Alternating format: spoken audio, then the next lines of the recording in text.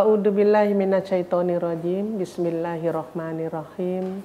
Assalamualaikum warahmatullahi ta'ala wabarakatuh. Alhamdulillahirabbil alamin. Asyhadu an la ilaha illallah wa asyhadu anna Muhammadan abduhu wa rasulullah. Allahumma sholli ala sayyidina Muhammad wa ala alihi wa barik wassallim ajmain. Amma ba'd. Alhamdulillah, segala puja dan puji hanya milik Allah Subhanahu wa taala, karena atas segala rahmat, nikmat, karunia, hidayah dan inayahnya lah kita masih dapat jumpa kembali bersama saya Tati Sulastri kurang lebih 1 jam ke depan dalam acara Mutiara Islam TV CWM yang senantiasa eksis dalam penyiarannya. Dan pemirsa sahabat Mutiara Islam, apa kabar untuk Anda semuanya? Semoga sahabat Mutiara Islam baik-baik saja, sehat walafiat. Karena cuaca pada saat ini panas, namun tiba-tiba hujan, sehingga Anda semuanya dapat menjaga kesehatan Anda. Dan pemirsa sahabat Mutiara Islam yang sama berbahagia, telah hadir di studio narasumber kita, yaitu salah satu pengajar atau ustadz di salah satu pondok pesantren terkenal Kabupaten Sorong, yaitu Pondok Pesantren Al-Ghuraba. Saya akan sapa. Assalamualaikum warahmatullahi wabarakatuh, Ustadz. Waalaikumsalam warahmatullahi wabarakatuh. Bapak Ustadz Haji Musliuddin, apa kabar Ustaz? Alhamdulillah sehat Ustaz? Alhamdulillah, semoga ibu dan keluarga demikian juga, pemirsa juga seperti biar itu. Tidak sehat sedikit-sedikit Ustaz ya. Alhamdulillah, cuaca memang kurang bersahabat. Ya, kurang bersahabat Ustaz. Pintar-pintar jaga kesehatan. Tadi bilang kadang habis panas tiba-tiba hujan. Tapi hujannya lucu kalau di Kota Sorong Ustaz. Setengah-setengah Bu ya. Iya, di Kampung Baru hujan, Rufai tidak. Begitu, di kabupaten tidak hujan. Enggak merata kadang hujannya. Iya, jarak per meter malahan Ustadz ya. Tapi mudah-mudahan sahabat pemirsa Mutiara Islam dimanapun Anda berada, Anda semuanya insya Allah dapat menjaga kesehatan Anda. Amin ya Allah. Ustadz, pada kesempatan yang berbahagia ini kita akan mengambil materi apa ini Ustadz? Kita akan bahas tentang keutamaan istighfar dan taubat. Keutamaan istighfar dan taubat. Masya Allah. Materi yang sangat menarik. Sahabat Mutiara Islam dimanapun Anda berada, apakah yang dimaksud dengan keutamaan istighfar dan taubat, apa dan bagaimana caranya, akan dibahas dan dikaji langsung oleh narasumber. Untuk itu pemirsa kita ikuti kajian selengkapnya. Silakan Ustaz. Baik, bismillahirrahmanirrahim. Assalamualaikum warahmatullahi wabarakatuh. Waalaikumsalam warahmatullahi wabarakatuh. Alhamdulillah, hamdan syakiran lillah, nahmaduhu wa nasta'inuhu wa nastaghfiruh, wa na'udzu billahi min syururi anfusina wa min sayyiati a'malina. Asyhadu an la ilaha illallah wa asyhadu anna Muhammadan abduhu wa rasuluhu la nabiyya ba'dah. Allahumma sholli wa sallim ala nabiyyina Muhammadin wa ala alihi wa sahbihi ajma'in, amma ba'd. Alhamdulillah, segala puji syukur milik Allah Subhanahu wa taala, Tuhan semesta alam yang Maha Esa, yang tiada Tuhan selain Allah, yang karena nikmatnya yang begitu banyak kepada kita, khususnya nikmat iman dan Islam, sehingga pada kesempatan hari ini alhamdulillah kita dapat berjumpa kembali dalam keadaan nikmat iman dan Islam, yang mudah-mudahan Allah Subhanahu wa taala selalu memberikan kita kekuatan, taufik, hidayah, inayah dan nikmatnya dalam rangka menjaga dan meningkatkan kualitas iman takwa kita pada Allah Subhanahu wa taala insyaallah. Amin.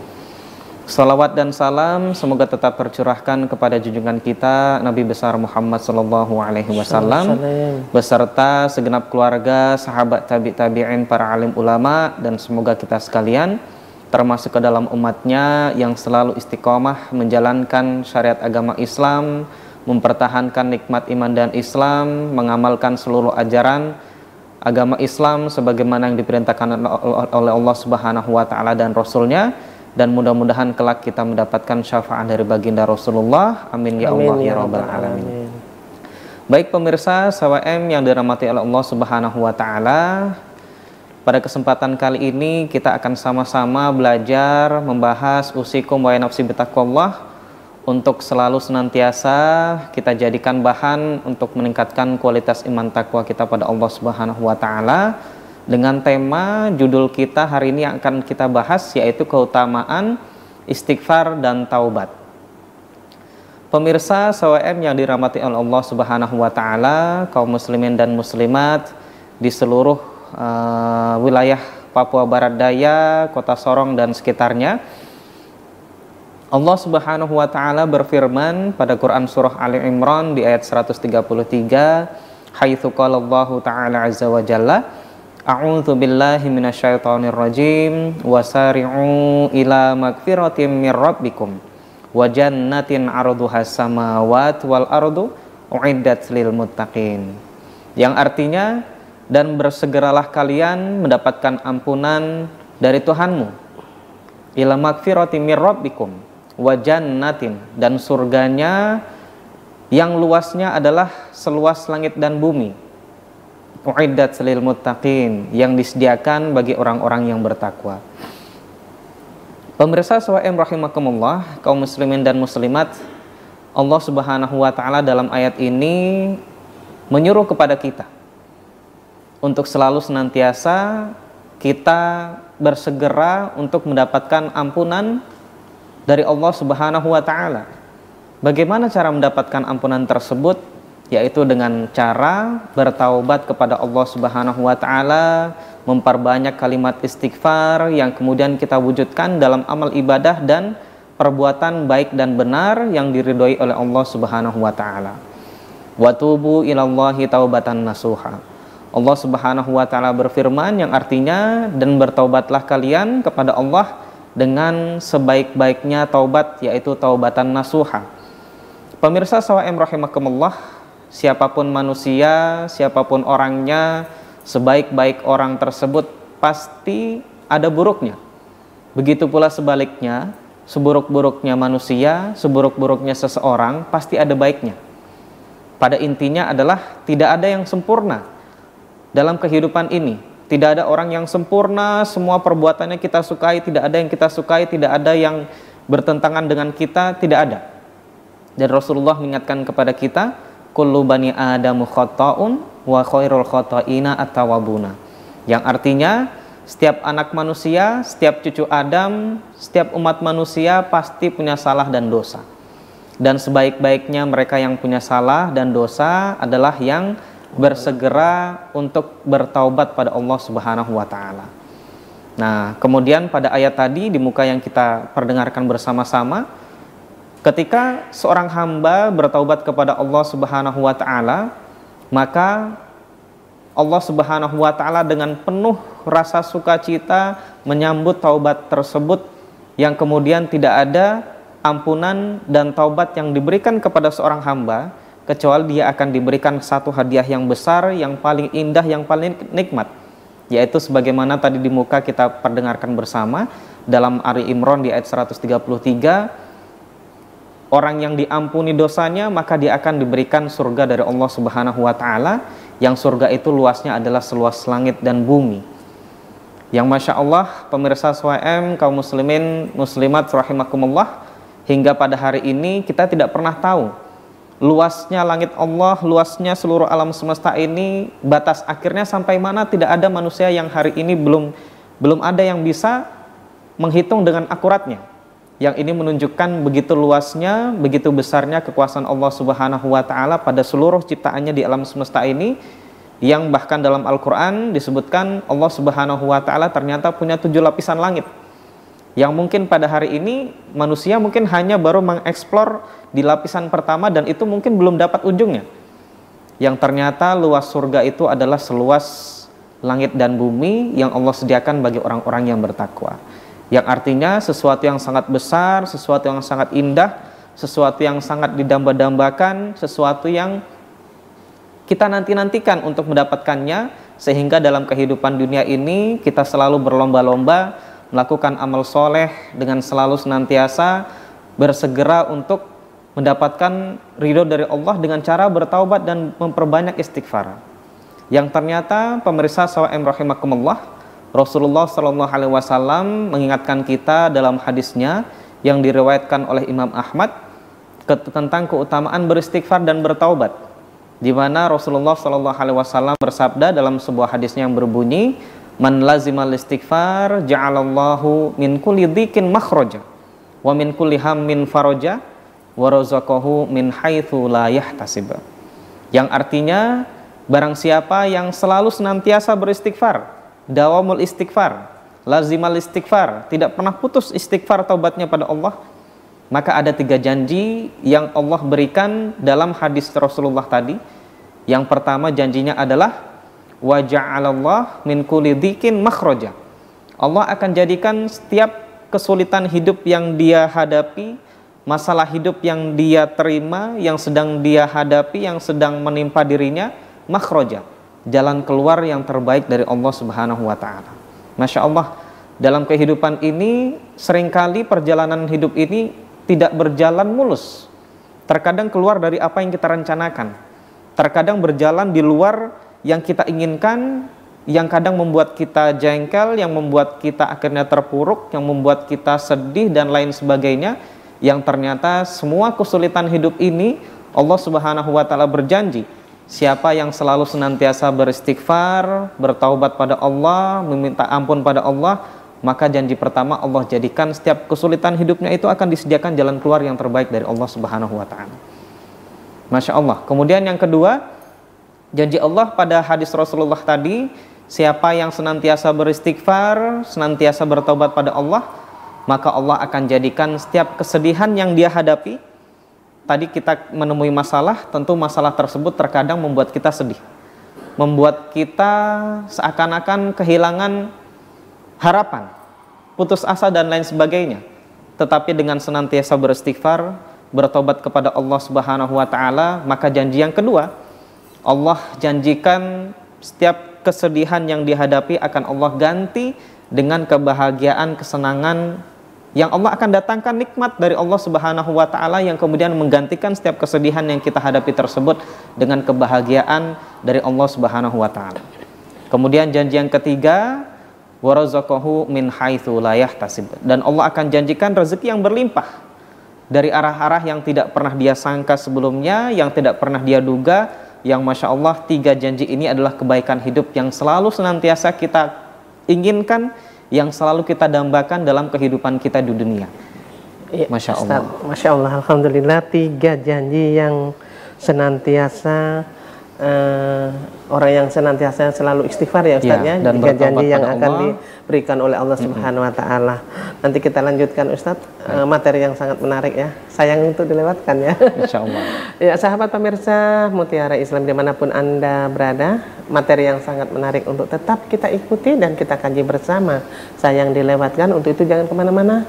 Mutiara Islam akan kembali sesaat setelah jeda iklan berikut ini, insya Allah.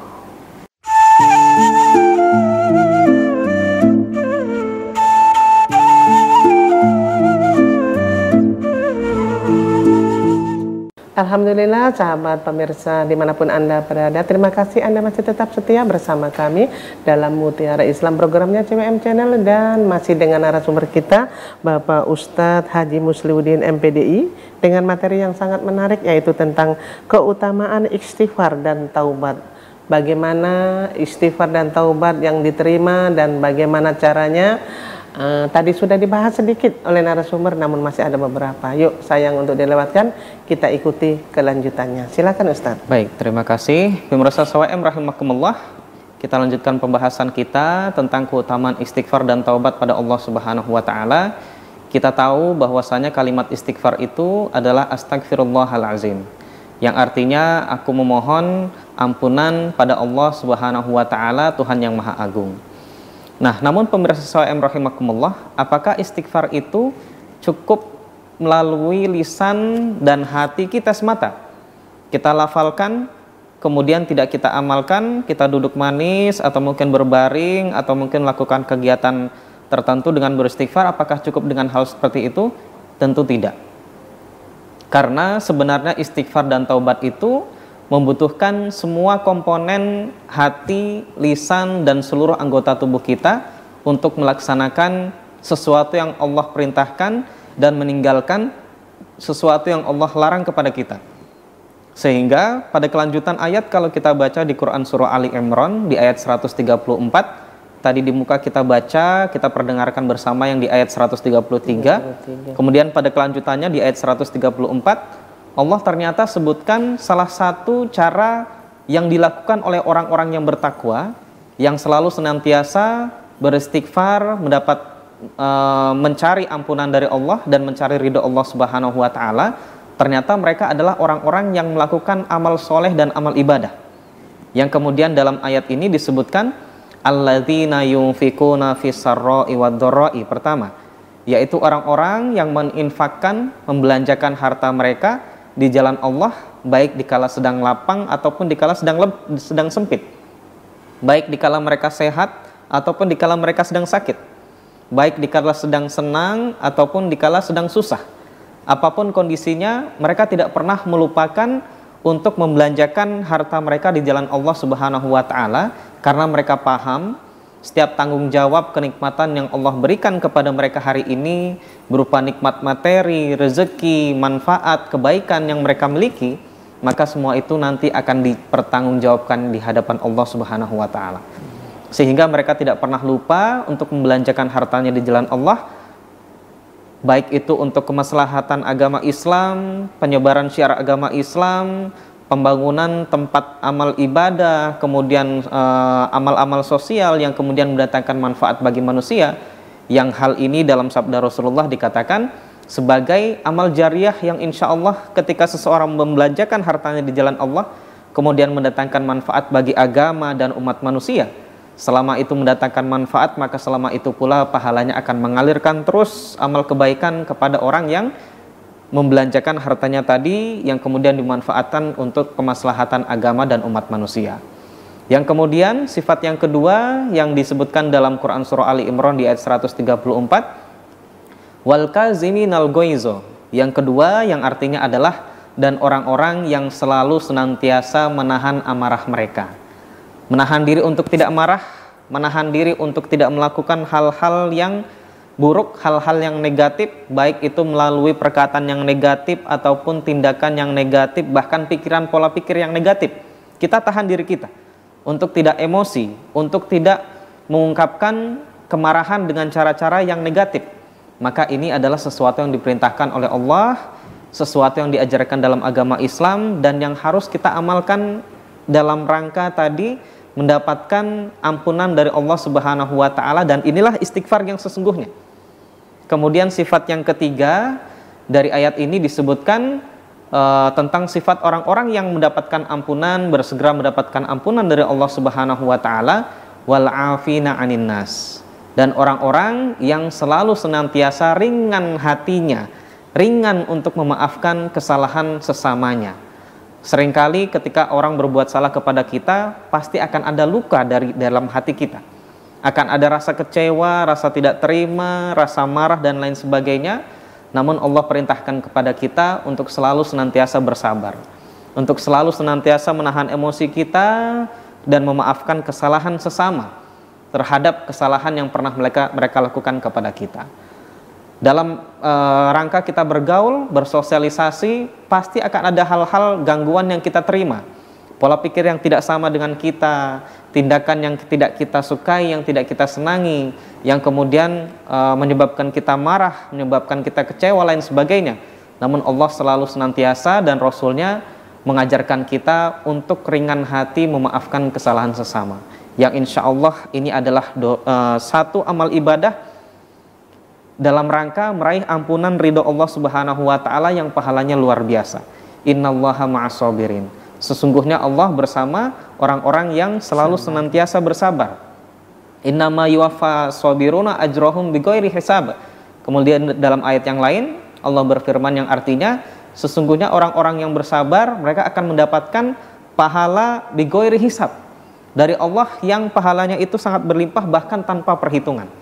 Karena sebenarnya sejatinya semua perintah dari Allah Subhanahu wa taala itu butuh rasa sabar, butuh ketekunan sabar untuk melakukannya, dan meninggalkan semua larangan yang dilarang oleh Allah membutuhkan juga rasa sabar yang sangat luar biasa, yang ini menggambarkan ketekunan keimanan, keislaman seseorang pada Allah Subhanahu wa taala.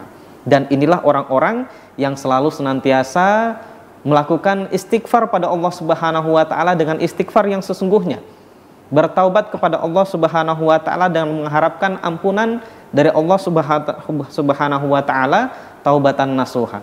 Taubat nasuha, taubat yang sesungguh-sungguhnya dengan berjanji tidak pernah melakukan kembali kesalahan yang sama, maksiat yang sama, yang mudah-mudahan Allah ampuni semua yang telah dia lakukan kesalahan pada masa lalu dan diberikan pahala yang berlimpah dan ridho dari Allah Subhanahu wa taala.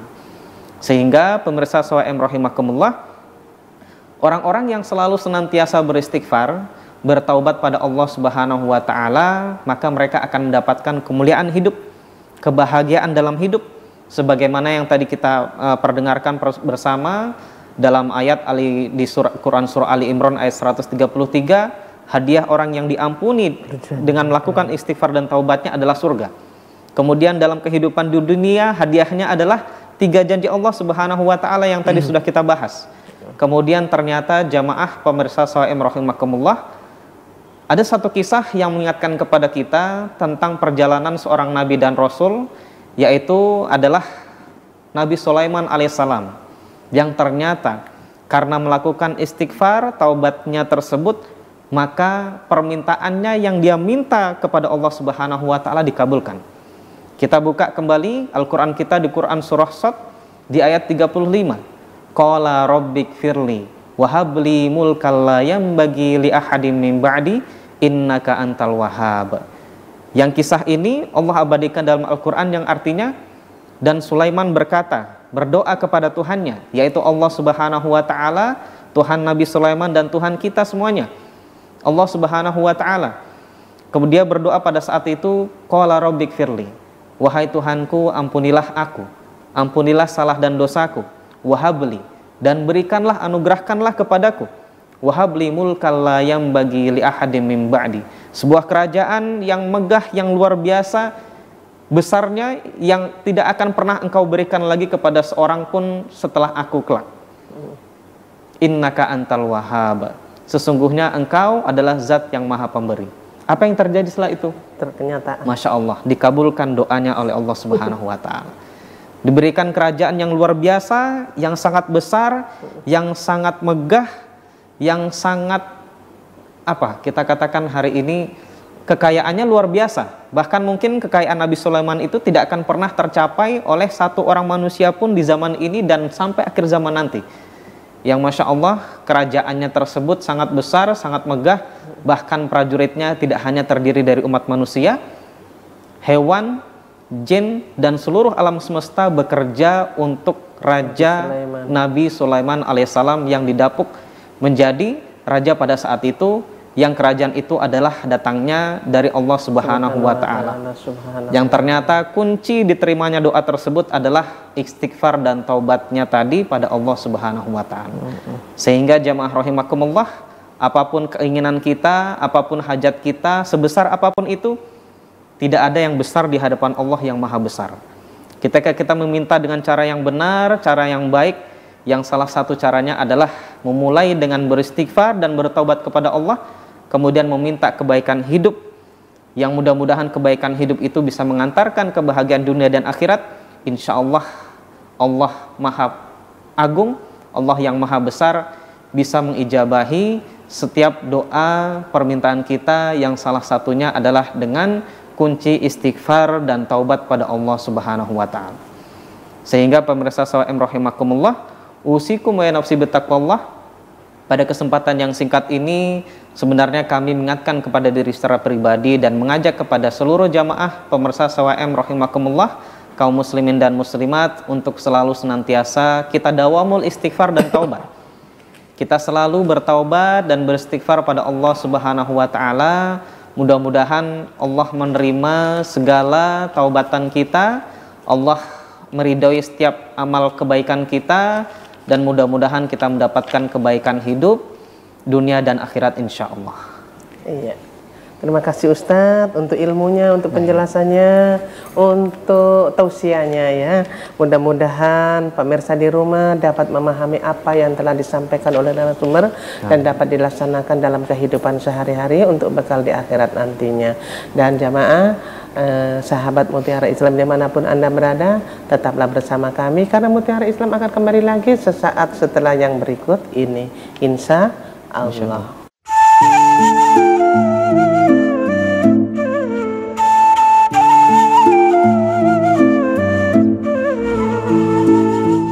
Alhamdulillah pemirsa sahabat Mutiara Islam dimanapun Anda berada, Anda masih tetap setia bersama kami dalam acara Mutiara Islam, programnya CWM Channel semakin eksis. Dan pemirsa, masih dengan narasumber kita yang senantiasa setia menemani Anda dan memberikan tausiah ilmu kepada kita pemirsa semuanya, yaitu dengan Bapak Ustadz Haji Muslihuddin MPDI dengan materi yang sangat menarik, yaitu tentang keutamaan istighfar dan taubat, apa dan bagaimana. Tadi sudah dijelaskan, kita kaji bersama dan tak terasa kita sudah memasuki sesi dialog. Untuk itu pemirsa, kita ikuti sesi berikutnya. Boleh Ustadz kita bertanya-tanya ya Ustadz ya? Sangat-sangat menarik banget tadi. Pertanyaannya Ustadz, tadi kan bagaimana salah satu Ustadz sebutkan kita cara kita bertaubat kepada Allah Subhanahu wa taala, yaitu memperbanyak istighfar ya Ustadz ya. Yang ingin saya tanyakan, bagaimana caranya kalau kita bertaubat dari dosa kepada sesama manusia Ustadz? Ya, itu satu. Yang kedua, apakah keutamaan atau afdolnya istighfar itu kita berjamaah? Biasanya kan ada ya. Terus apakah sendiri-sendiri di saat kita sholat?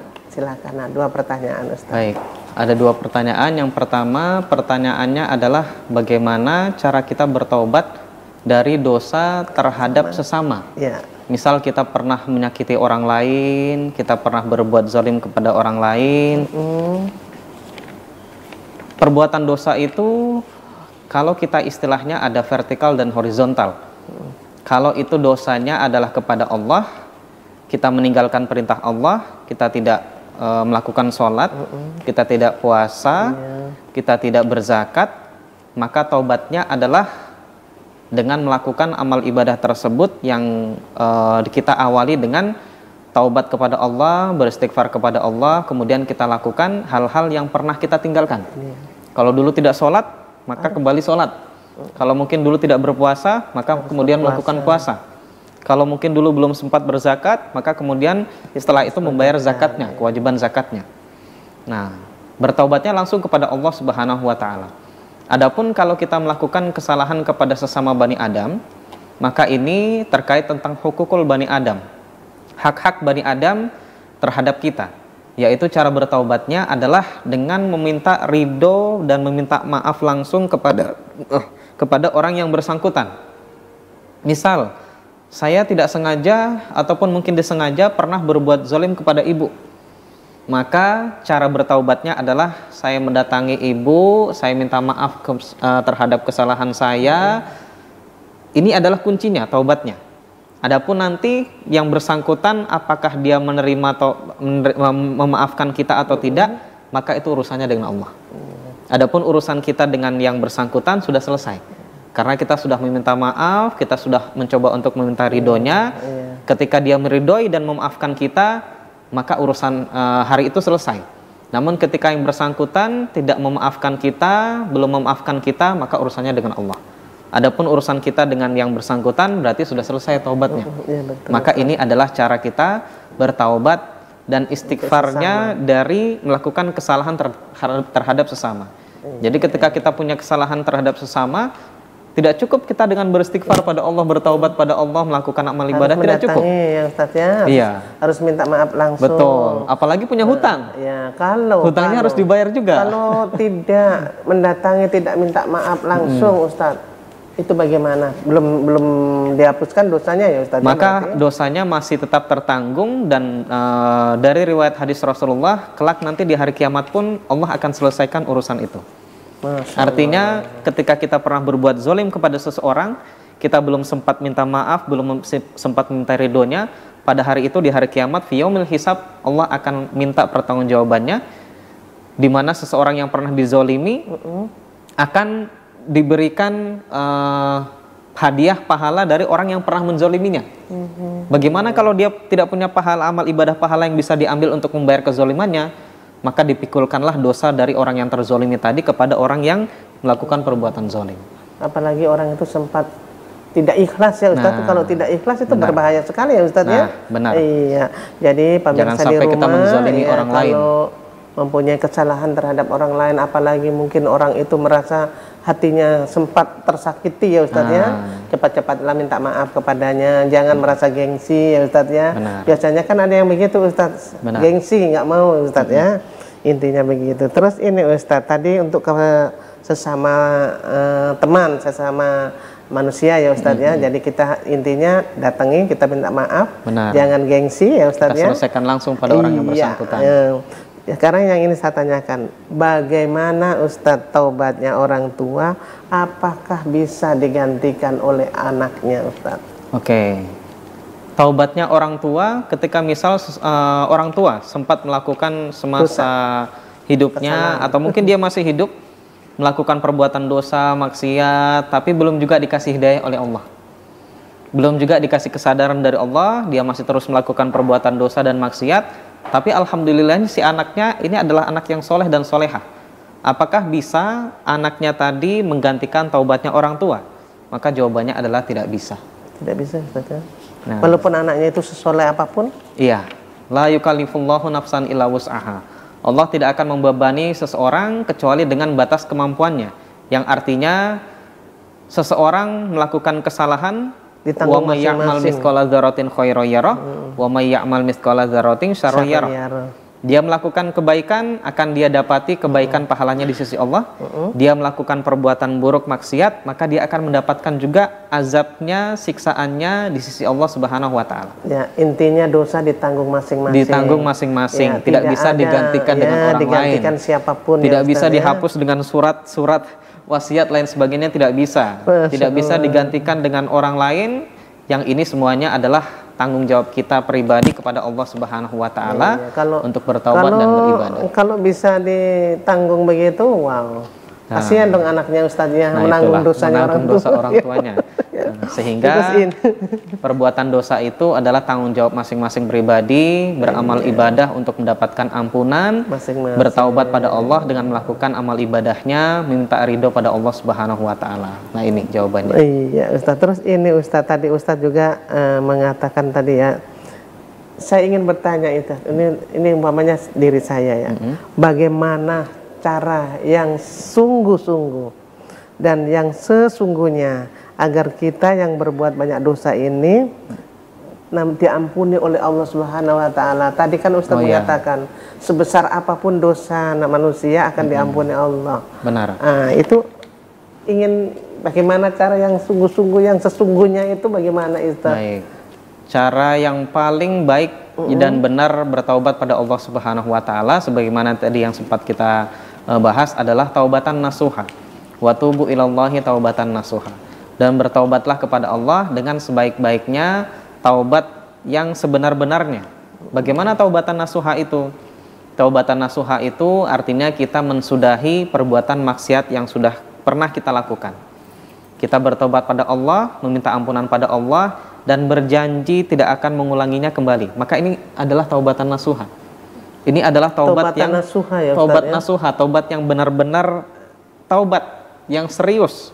Kalau taubatnya hanya sekedar taubat apa istilahnya? Taubat cabai, makan hari ini, pedasnya hari ini, selesai pedasnya dia melakukan lagi. Maka ini bukan taubatan nasuha. Benar, Allah Subhanahu wa taala adalah zat yang maha pengampun, mengampuni setiap salah dan dosa kita. Tapi bagaimana ketika misalnya hari ini kita berbuat dosa, besok bertaubat, besok melakukan dosa yang sama lagi? Jangan sampai di saat kita melakukan dosa yang sama, kita belum sempat taubat, ternyata ajal sudah datang saat itu. Maka pada saat itu posisinya adalah su'ul khotimah. Posisinya adalah mati dalam keadaan yang tidak baik. Su'ul khotimah ini na'udzubillah sesuatu yang sangat dihindari oleh Rasulullah. Rasulullah juga selalu mengajarkan kepada kita Salah satunya ketika kita sedang melakukan ibadah sholat, kita meminta untuk taubatan nasuha, untuk supaya kita diberikan taubatan nasuha qoblal maut. Nah, supaya kita diberikan pertaubatan, kita diberikan kemampuan dan keinginan untuk bertaubat secara taubatan nasuha semasa hidup kita sebelum datangnya kematian kita. Karena di saat sebelum datangnya kematian. Ini menarik Ustaz. Saya ingin tanya, ada mungkin seseorang yang sudah tinggal di kerongkongan, nyawanya, sakaratul maut. Dia minta didoain doa taubatan nasuha. Bisakah tidak itu nyampe Ustaz? Kira-kira dalam syariat agama Islam, taubat itu akan diterima oleh Allah sepanjang hayat umat manusia. Adapun di saat ajalnya sudah tiba, seperti yang tadi kita sebutkan, sudah sampai di kerongkongan, maka pada saat itu sudah tidak diterima lagi taubatnya. Kalau minta tolong anak-anaknya untuk doain sekalipun itu, dia minta tolong kepada alim ulama, kepada anak-anak yang soleh dan solehah, taubatnya sudah ditutup pada saat itu karena sudah menjelang ajalnya. Sebagaimana yang kisahnya ketika Fir'aun pada saat Nabi Musa, dia mengejar Nabi Musa. Ketika laut dibelah oleh Nabi Musa, kemudian Fir'aun ingin mengejar Nabi Musa beserta kaum Bani Israel yang pada saat itu dibawa oleh Nabi Musa, yang mereka sudah beriman pada Allah, ingin diselamatkan. Tiba-tiba oleh Fir'aun dikejar, mau ditangkap, mereka semuanya mau dibunuh. Ketika Nabi Musa sudah sampai di tepian pantai, kemudian laut itu tertutup kembali dan tenggelamlah Fir'aun. Pada saat Fir'aun tenggelam, nyawanya sudah di kerongkongan. Tiba-tiba dia mengakui bahwasanya tidak ada Tuhan selain Allah, dan aku beriman kepada Tuhan Nabi Musa, dan aku beriman kepada Allah. Tapi pada saat itu taubatnya tidak diterima oleh Allah Subhanahu wa taala. Jadi tidak bisa dapat ampunan, tidak diampuni oleh Allah. Padahal dia sudah menyatakan keimanannya di ujung akhir hayatnya. Nyawanya sudah di tenggorokan, sudah mau dicabut. Tapi ketika pada saat itu karena sudah terlambat, sudah mendekati ajalnya, nyawanya sudah hendak dicabut, sudah tidak diterima lagi taubatnya pada Allah Subhanahu wa taala. Nah, ini yang menarik saya tanyakan Ustadz, karena lebih baik saya bertanya ya. Syahidul istighfar dengan taubatan nasuha itu hampir samakah tidak itu Ustadz? Taubatan nasuha itu adalah usaha tindakan kita untuk bertaubat kepada Allah. Sedangkan Sayyidul Istighfar adalah bacaan yang diajarkan oleh Rasulullah SAW. Allahumma anta rabbi khalaqtani wa ana abduka wa ana ala ahdika wa adika mastata'tu a'udzubika min syarri ma sana'tu ila akhiril kalimat, sampai akhir kalimatnya. Ini sesuatu yang berbeda. Sayyidul Istighfar adalah kalimat istighfar, sedangkan taubatan nasuha adalah proses usaha tindakan yang kita lakukan. Di dalamnya ada istighfar, di dalamnya ada melakukan amal soleh, amal kebaikan yang diridhoi oleh Allah Subhanahu wa taala. Seperti itu. Materi yang sangat menarik Ustadz. Alhamdulillah. Pertanyaan banyak sekali Ustadz, namun kita pending dulu Ustadz ya. Sahabat Mutiara Islam, jangan kemana-mana, Mutiara Islam akan kembali lagi sesaat setelah jeda iklan berikut ini, insya Allah.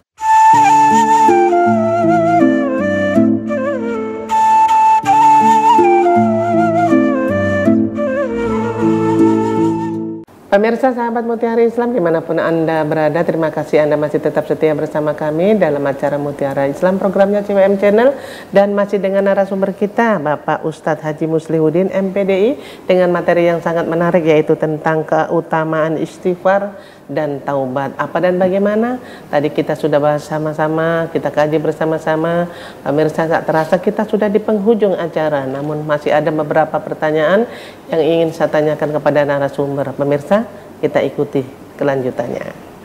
Ustadz, boleh dong Ustadz, waktu juga ya Ustadz ya? Boleh. Ada pertanyaan ini Ustadz. Tadi tentang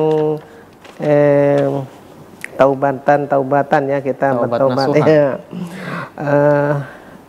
Ini tentang istighfar tadi juga ada ya Ustaz ya, istighfar ya. Saya ingin tanyakan, bolehkah Ustaz kalau kita di dalam kamar mandi beristighfar atau kita kan ya ada juga kita kan kalimat thayyibah gitu mungkin ya, terus abis itu kita tidak zikir enggak sih Ustaz biasanya. Kalau kita kan mau mandi, Oh, ada cuci bacaan rambut, doanya. iya, terus mandi. Nah, itu kan ada doanya. Iya, benar. Bacanya di mana bagusnya, di luar kamar mandi atau di kamar mandi, dan bagaimana bagusnya, Ustadz? Oke. Silakan. Dalam syariat agama Islam, ketika kita masuk ke dalam tempat yang tidak suci, tempat yang kotor, kamar mandi, WC, toilet, maka kita tidak boleh melafazkan lafzullah atau kalimat thayyibah. Lafaz-lafaz Allah tidak boleh kita lafazkan. Kalimat thayyibah ataupun zikir atau baca Al-Qur'an, ngaji kan bagus Bu ya. Tapi kalau ngajinya di dalam Al-Qur'an ini tidak, dalam kamar mandi tidak baik, tidak dibolehkan. Adapun kalau misal kita bacanya dari dalam hati, maka ini dibolehkan tanpa min ghairi talfis, tanpa dilafazkan. Misal kita kan disunahkan sebelum mandi itu baca doa. Iya. Alhamdulillahilladzi ja'alal ma'a tahura. Segala puji bagi Allah yang telah menjadikan air itu suci. Nah, maka cara bacanya bagaimana? Apakah dengan ditalfis, dilafazkan dengan keras-keras? Tidak perlu. Kita bacanya dari dalam hati. Kalau misal sedang berwudu, biasanya wudunya mungkin di kamar mandi, ada kerannya yang biasanya cuma ada di kamar mandi. Ketika kita berwudu kan ada bacaan-bacaan tertentu yang ketika doa wudu, ketika kita membasuh muka, tangan, membasuh rambut, kaki, dan sebagainya. Maka doa-doa ini juga kita baca dari dalam hati, min ghairi talfis, tanpa dilafazkan. Karena membaca lafaz Allah tidak boleh dilantunkan, tidak boleh dilafazkan di dalam kamar mandi. Nggak boleh sesuatu kedengaran yang sama sekali ya Ustaz, intinya ya. Intinya seperti itu, tidak boleh dilafazkan. Tapi bacanya dari dalam hati, seperti itu. Macam alhamdulillah ya di dalam hati, alhamdulillah ya, kita benar. aja Ustaz ya. Habis jangan sampai itu dibacanya keras-keras. Oh, baca Al-Quran itu bagus, tapi baca Al-Qurannya di kamar mandi sambil jongkok mungkin tidak boleh. Tidak boleh. Iya. Ya, pemirsa yang di rumah mungkin yang belum tahu, mudah-mudahan ya jangan ya Ustadz ya. Kalau doa mau masuk kamar mandi boleh ya di luar kamar mandinya ya. Boleh di luar kamar mandi. Kalau itu ditempel depan pintu boleh enggak itu doa itu supaya anak-anak kecil bisa hafal mau masuk? Kalau boleh ditempelnya di depan pintu tidak apa-apa, tapi kalau sudah ditempelnya di dalam kamar mandinya ya ini yang sebaiknya dihindari.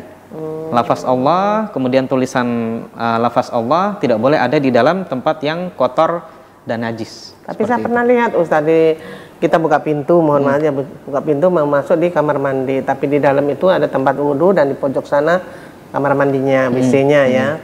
Nanti ditempel di depan-depan keran-keran wudhu. Di tempat wudhu. Kalau tempat wudhunya tidak apa-apa. Tapi kalau sudah masuk di tempat, mohon maaf, tempat kamar mandinya, WC toiletnya, nah ini yang harus steril. Jangan sampai ada di dalamnya. Kalau di tempat wudhunya kan masih tempat yang suci, biasanya kan tidak ada kotoran najis yang menempel di situ. Iya.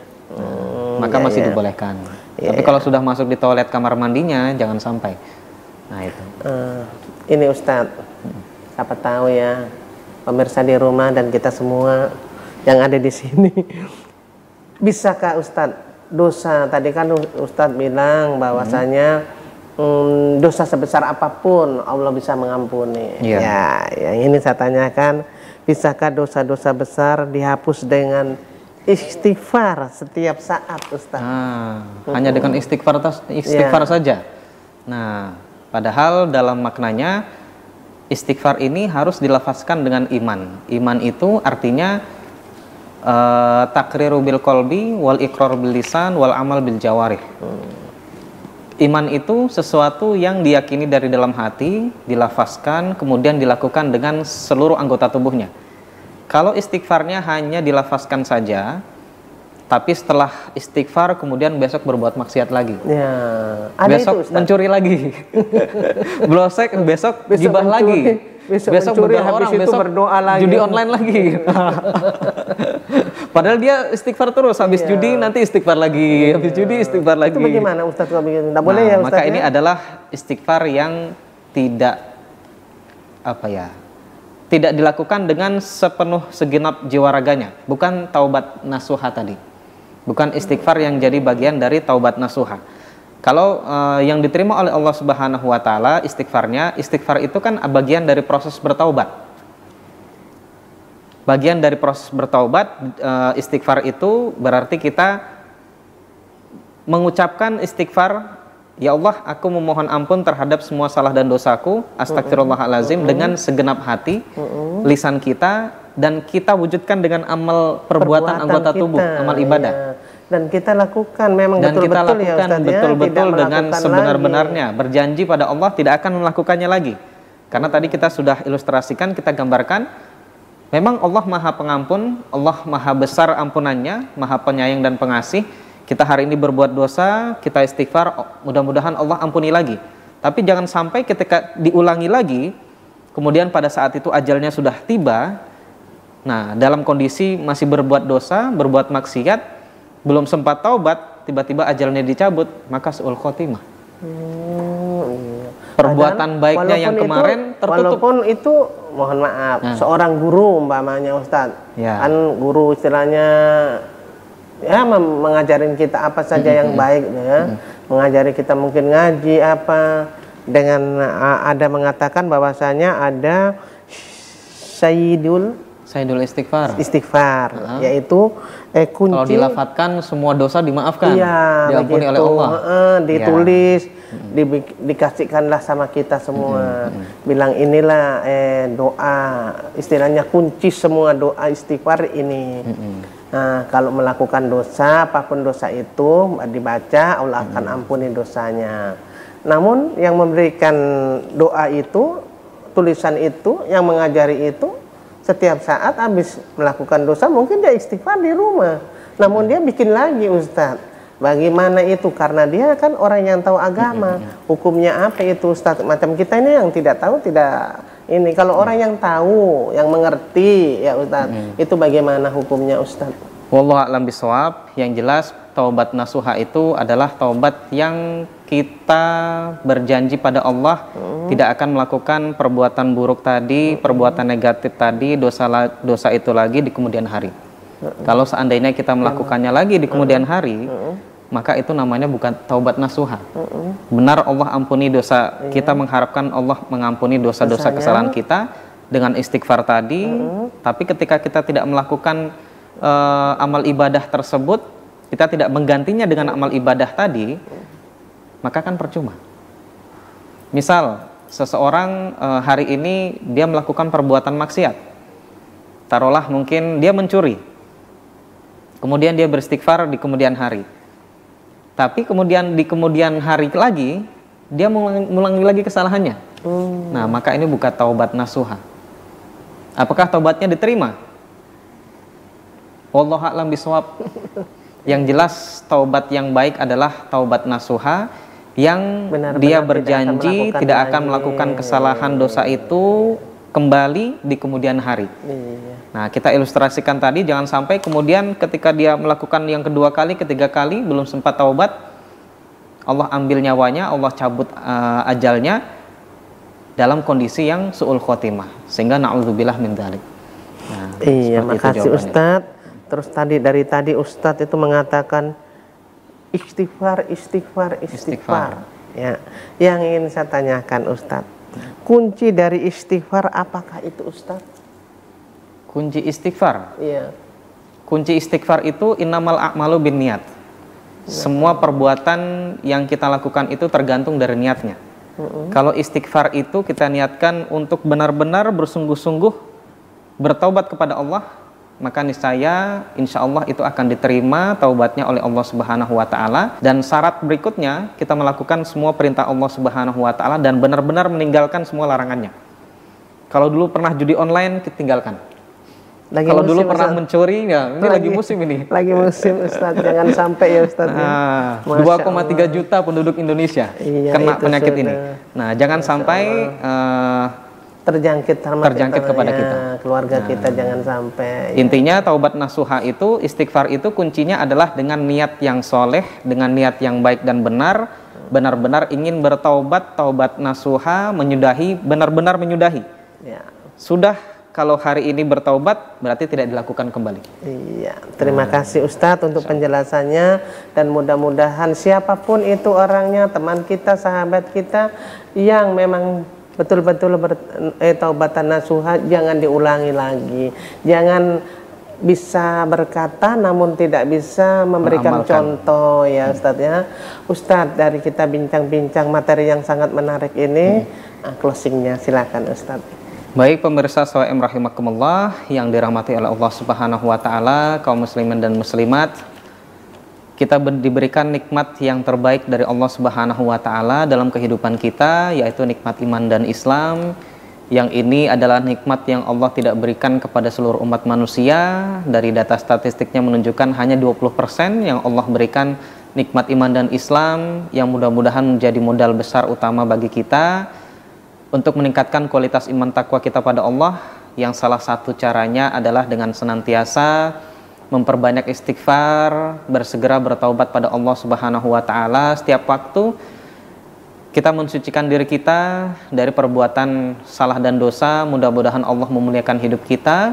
Mudah-mudahan Allah menjadikan kehidupan kita di kehidupan dunia bahagia, dan mudah-mudahan sampai di kehidupan akhirat bahagia insya Allah. Amin, amin ya Rabbal Sehingga usikum wa nafsi bitaqwallah. Mari pemirsa SHWM rahimakumullah, kaum muslimin dan muslimat, kita selalu senantiasa dawamul istighfar dan taubat pada Allah Subhanahu wa taala. Mudah-mudahan Allah merahmati hidup kita, mudah-mudahan Allah meridhoi kita insyaallah.